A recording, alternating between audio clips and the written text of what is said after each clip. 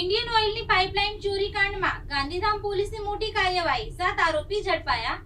ગાંધીધામ બે ડિવિઝન પોલીસે મોટી કાર્યવાહી હાથ ધરીને ઇન્ડિયન ઓઇલ કોર્પોરેશન લિમિટેડની પાઇપલાઇનમાં ચોરી કરવાની કોશિશના ગુનામાં ભેદ ઉકેલ્યો છે.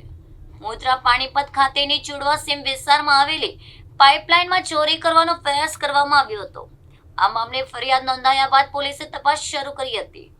તપાસ દરમિયાન મળેલી માહિતીના આધારે પોલીસે કાર્યવાહી કરીને 7 આરોપીઓને ઝડપી પાડવામાં સફળતા મેળવી છે.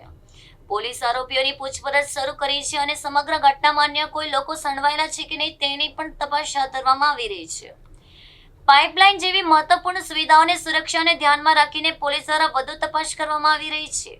આ કાર્યવાહીથી મોટી ચોરીની ઘટનાઓને અટકાવવામાં સફળતા મળી છે અને હાલ આરોપીઓ સામે કાયદેસરની કાર્યવાહી શરૂ કરવામાં આવી છે.